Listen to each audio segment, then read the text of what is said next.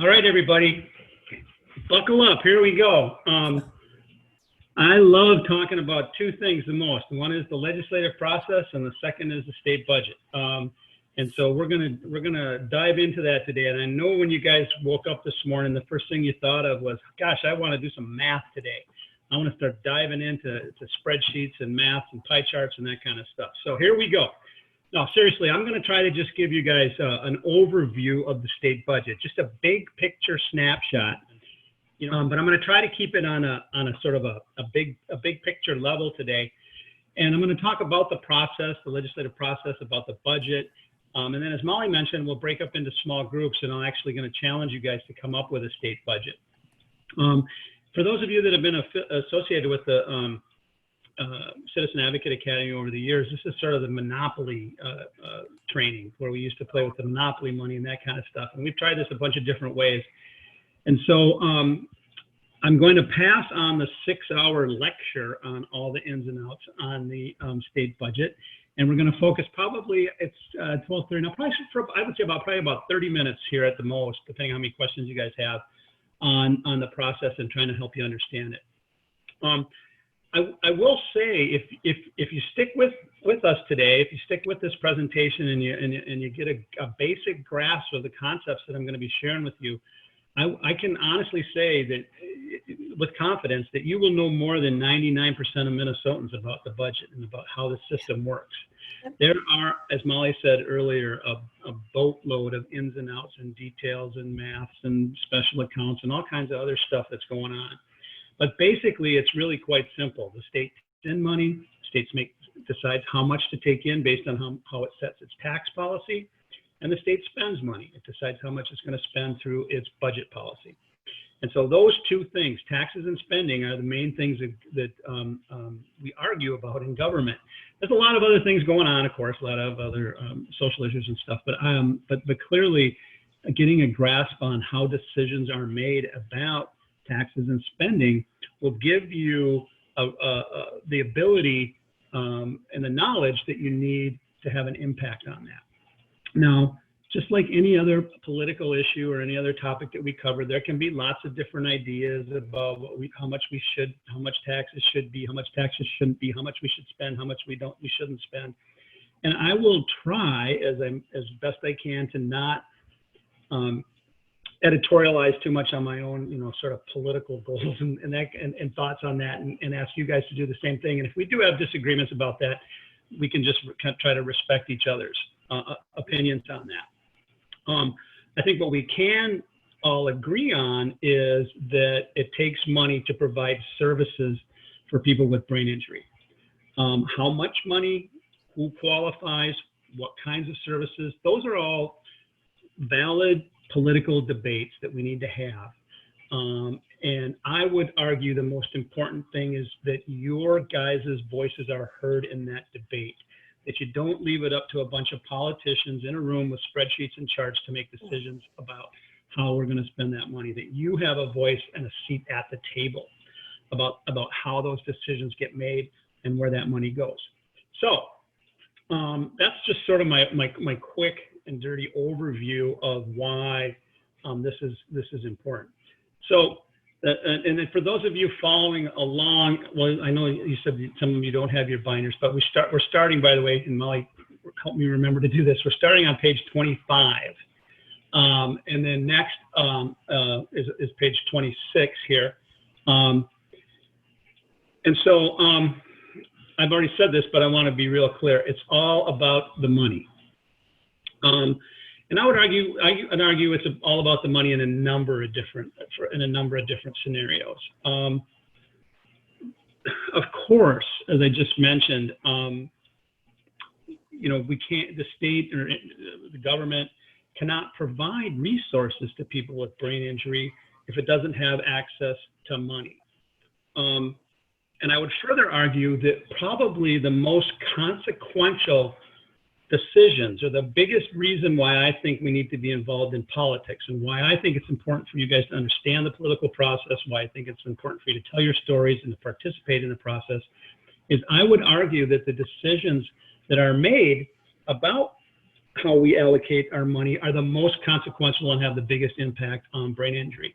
Now, there's a lot of other things that we can be doing, whether we're talking about prevention or whether we're talking about other kinds of policies and ins and outs. And I totally agree that those things are important. But consequentially speaking, the decisions that we make about the state budget are the most impactful for people who have brain injury, for their family members that are working with them, for the caregivers that take care of them.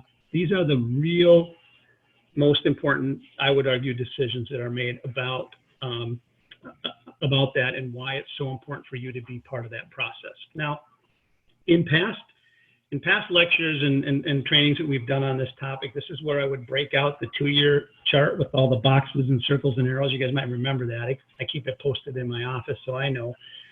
I decided not to go that deep today. I'm going to save, I got some pie charts coming, which you probably can see if you're following along, and we're going to go into those in detail. We're not going to do a detailed breakdown of the timeline, but I am going to mention a couple of quick things just so that you can understand the perspective of how these decisions are made, because you need to know if your idea or your policy or the change you're trying to promote takes money. And if it takes money, then you need to know when they make decisions about money so you can be impactful, right? And so that's the budget setting process. So let me just give you just a quick overview of this.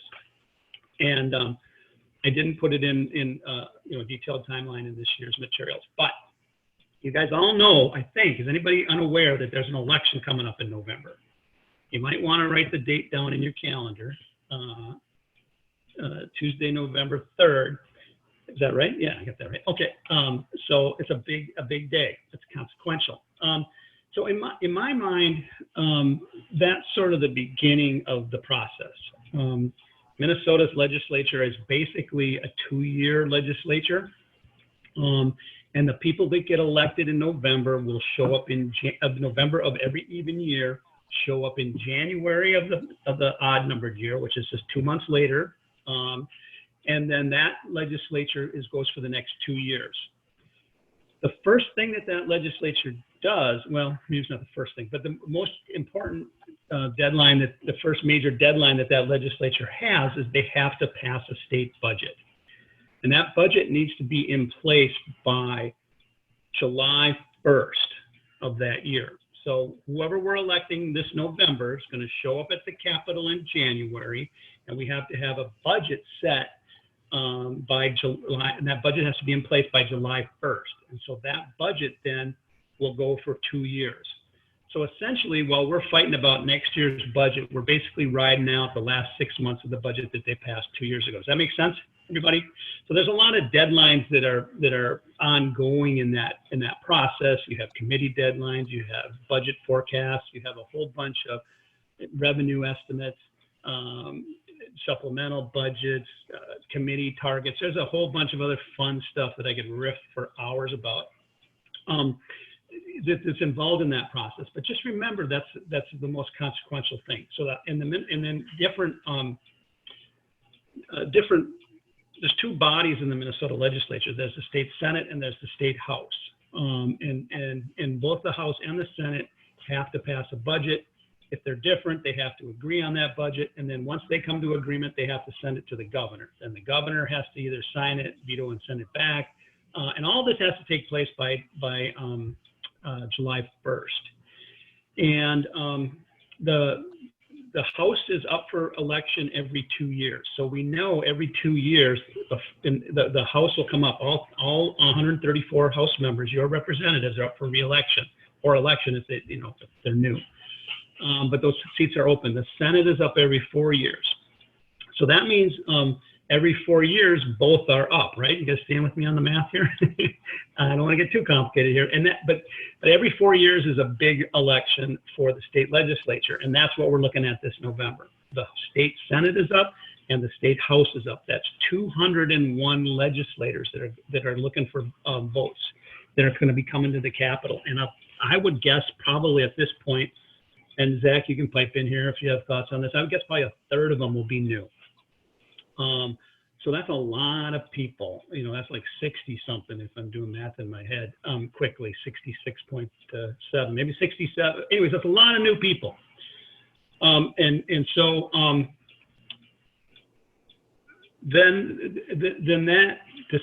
those decisions then that they're going to make between January of 2021 and whenever they get around to passing the budget, if they do it on time, it'll be done before May and they'll all go home. But if they don't, then the government shuts down. It's a whole other series of things. But remember that those decisions then will be with us until July 1st, or technically June 30th of 2023.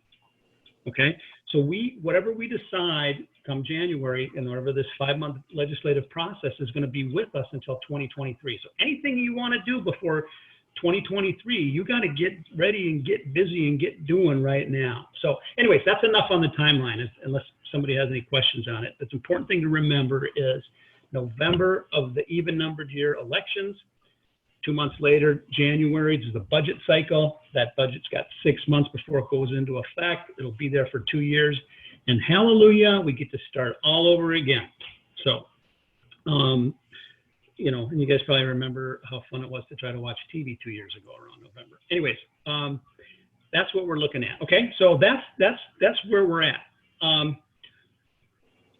What I want to try to get across in the next couple of slides, and they get a little bit detailed, but what I want to try to get across to you all is how significant part of the budget Health and Human Services are, how big of a section of the budget they are, how big within that Health and Human Services budget medical assistance is, and within medical assistance, how big waivers and home and community-based services are, okay?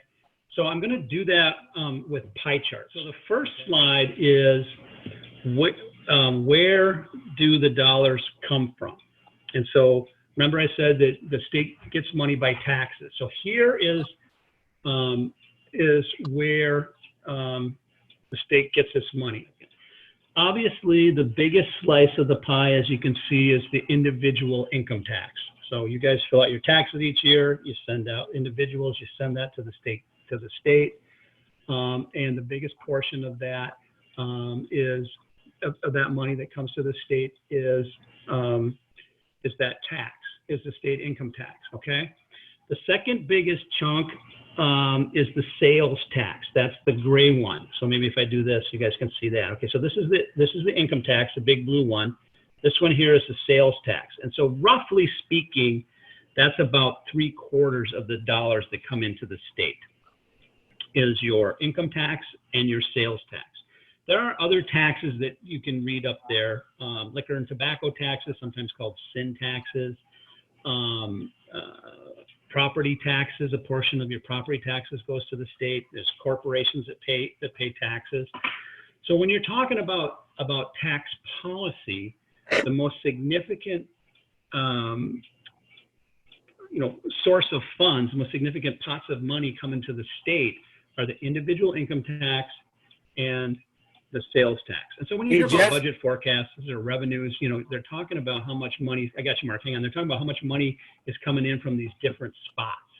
So anytime the economy goes down, you can see that people aren't making as much money. So you're going to see taxes go down. If the economy goes up, maybe you get more money. So, but there's other taxes, but these are the two major sources of funding. Yes. So there's different types of taxes and that kind of stuff. But by and large, it's well over 3/4. And then if you include the corporate income tax, you're talking probably 2/3 of the budget. Okay, so that's where money comes from. So when people are talking about taxes, whether we should raise or lower taxes, just remember which taxes they're talking about, how big of a portion those taxes are of the budget, what the impact is. So I mean, tax policy is significant, and there's a lot of fights about it. But you can't have spending if you don't have taxes. So these two things go hand in glove. One doesn't happen without the other, obviously. Okay, so let's go to the next slide. Where does the general fund dollars go? And this is where this pie chart is. And so you can see that this area right here is Health and Human Services. And so Health and Human Services represents a third, roughly, just under a third of all state spending.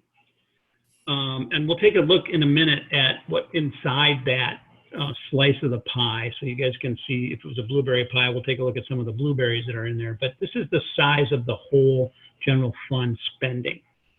By far, the largest section of the pie is this one down here, and that is E12 education, sometimes called K-12 education. It's basically everything from kindergarten to high school.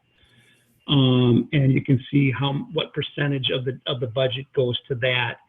And so if you look, and then the next one that's close to that, I would say, is higher education. That's colleges.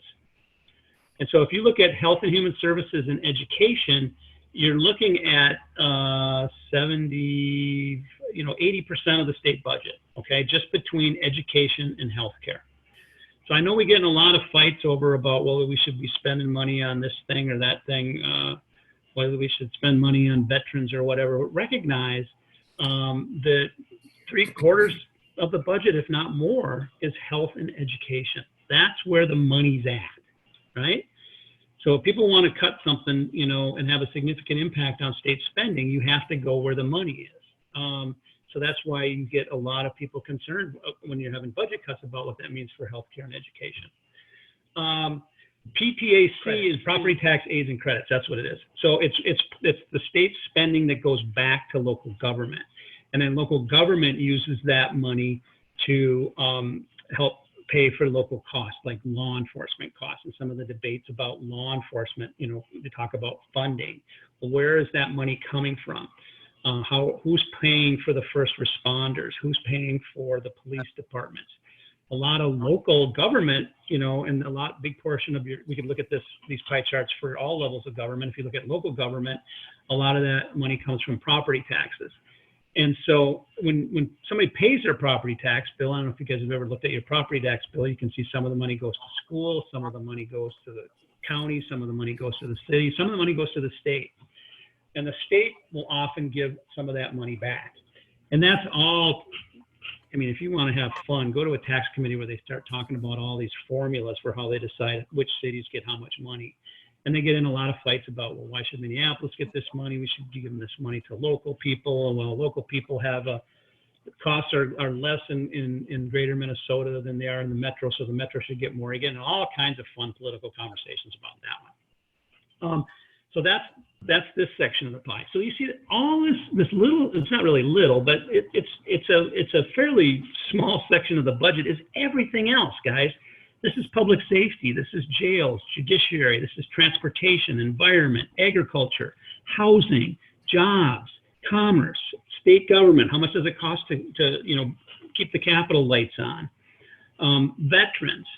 And this is also the section down here, this gray section here. This is debt service, and that's sort of like if you were going to do your household budget, how much money each month you got to send to the credit card companies, right? Because you guys have heard Zach talk about the bonding bills, that's where the government sells bonds, raises a bunch of money, spends that money. They don't have to take it out of the tax pile; they just basically borrow it from investors, and they have to pay those investors back. So obviously, the more borrowing you do, the more the higher credit card debt you run up, the more your payments are going to be. So if we want to talk about where the money comes from, it's individual income taxes and property taxes are the biggest chunks. If we want to talk about where the money goes, it's health and education. There's a lot of other sources of income. There's a lot of other sources of spending. But you guys, if you can understand, percentages or relationships, you can see how big that is and how significant those fights are. The next thing I want to do is take a look inside this health and human services pie section of it, okay? So we're talking about roughly a third of the budget. And where does that money go, okay? So this is from 2017, so it's not apples to apples, but this was an analysis done in 2017 about where money went. I think the percentages and the math relationships are pretty close to where they're going to end up. you would have to go to the Minnesota Office of Management and Budget, dive into the most recent forecast, and try to reconstruct these pie charts yourself if you want to challenge the specific percentages. But they're not going to change significantly. And so this is all healthcare spending, and it's forecasted programs, which basically means it's all spending automatically stays in place unless there's a law that changes it. So when you see the word forecasted, it basically is telling you if nothing changes, this is what will happen. And so this was projected a few years ago, about 2017, but it's the best graph that I've been able to find consistent with the other pie charts. Unless one of you guys want to go hunt a better one up, let me know what you come up with. I'm trying to keep today about pies of that. So again, just sort of in terms of relationships, I'm going to go back here. This section of the pie, right? Health and Human Service, health spending. And now we're looking at what section of healthcare spending, what does that inside of that piece look like, okay? Now, I'm not going to go into a long, drawn-out description, but you guys understand what Medicaid is, right? Or medical assistance, or MA. It's a federal-state partnership. And basically every state signs, works out an agreement or a contract or relationship with the federal government. In Minnesota, for every dollar Minnesota spends on these programs, the federal government will reimburse $1. So you basically get $2 for every state dollar you spend. And so if you look at healthcare spending on medical assistance, it's this part, plus this part, plus this part, plus this part. So this is the only part that is not medical assistance. Does that make sense? So that big third of the budget, you can see the vast majority of that third of the budget is medical assistance. There is absolutely no question that healthcare is a big part of the spending, and that MA is a huge part of healthcare. So again, you'd have to take a 30%, a third of a third to figure out how much is going to this. But think about it, you guys. A third of a third is home and community-based services. Okay, that's a significant amount of money. That's this pie chart right here. That's medical assistance, or MA, or what sometimes is called Medicaid services. Okay, and that's for everybody, elderly and disabled. That's where all the waivers are. That's where, like, if you get any services and supports through a waiver program, and all that programs are stuck in this blue area. MA basic care, this is the part of elderly and disabled that's for the doctor visits, right? So this is all home and community-based services types of things. I mean, a person could technically argue, I suppose, that that's not really health care because you're helping, people get therapies or services. Anyways, we won't have that conversation. But anyways, this part right here, guys, look at this. Now we're up to over half of all healthcare spending, right? This is more than half a pie, right? More than half of all healthcare spending is elderly and disabled. Now we could, I could keep breaking this pie chart down and separate the elderly from people with disabilities. I know I don't like the word disabled, but that's the way the chart says it. But so if you look at basically half of a third goes to senior citizens and people with disabilities. So how can you cut healthcare if a third of it? How can you cut the budget without cutting healthcare, which is a third of it? And how can you cut healthcare without cutting the elderly and the disabled, which is more than half of it, is what I'm trying to say. The only way to do that is to do some pretty serious cuts in other places. Now, there's a couple of other places here that just for you to know. This part right here, sort of brownish area, is families and children. And so a lot of people look at medical assistance and they that aren't familiar necessarily with elderly and disabled think about this as like the low-income families. That's what that is. This section right here is what's called basic care, adults without children. This has been referred to in the past as the sort of Medicaid expansion group. If any of you guys are familiar with some of the fights over the Affordable Care Act, or what's sometimes called Obamacare, and whether or not states should expand Medicaid to cover people without children, that's what this section is. And Minnesota for something I said turned on Google.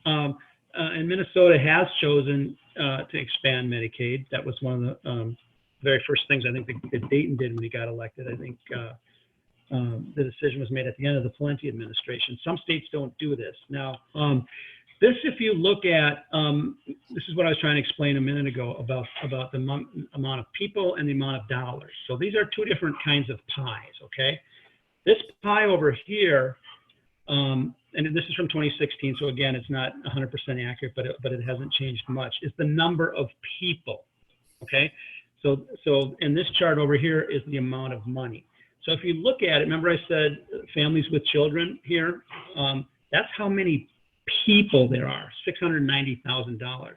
This is how much money that represents, okay? This is adults without children, the Medicaid expansion group that we're talking about. This is how much money it is. This here, look at this slice. This is the elderly and disabled slice in terms of the number of people. Does that make sense? Of all the people on Medicaid, that's how many of the people are in the elderly and disabled category, okay? If you look at total spending, this is how much it costs of every dollar for the elderly and disabled. And in 2016, that was $6.3 billion,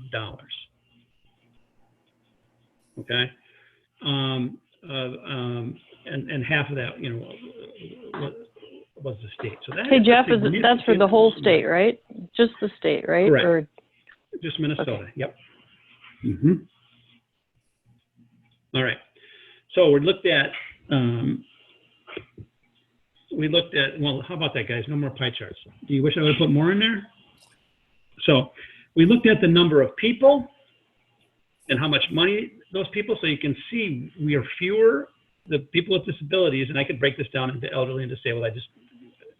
There had to be an end to my madness somewhere. So, but this is the number of people, and this is the amount of money that they go through.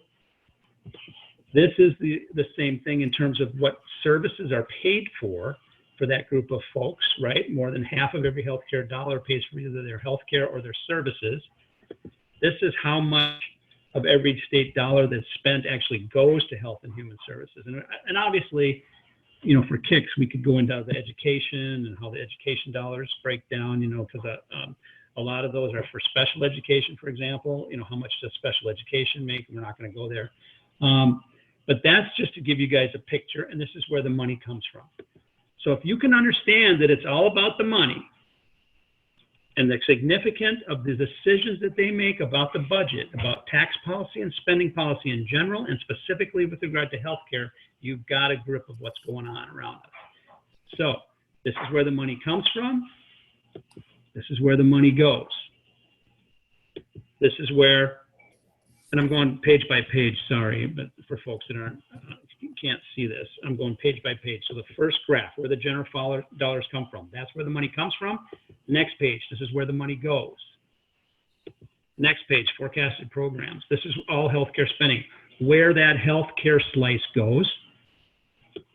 And this is the number of people that use that slice of the pie. So, thank you. That is what I hope, if you guys have a basic grip of that, you are smarter than 99% of Minnesotans. I don't know what number I'm going to use. I sound like our president. I'm just making shit up. But if you guys understand that you're smarter than most people about the budget who don't understand the relationship between the number of people, the amount of money that those people cost, the relationship between healthcare spending and education spending to the total, where tax dollars come from. If you can keep that in mind, it will make you a much more effective advocate, and to know that that's what everything is going to be about when that legislature comes back in session in January. And how do we make sure, now, you know, we can argue about how much money the state should tax, how much money the state should spend, but they are going to be making decisions about that. And we want to make sure that those decisions are made with an understanding of how it affects people with brain injury. Regardless of where you stand on the political spectrum, I think we can all agree that they should know what the impact of those decisions are going to be. And you guys are in the best position to tell them. Because if they look at this pie chart, they look at this long list of programs, they don't know what some of these acronyms are, what some of these acronyms mean. They just think, wow, look how big it is. We got to cut it. And we need to make sure they understand what that means. So that is the presentation. And I said, oh, I did pretty good. It's 1 o'clock. Okay, so I'm right on time. So I am going to exit the presentation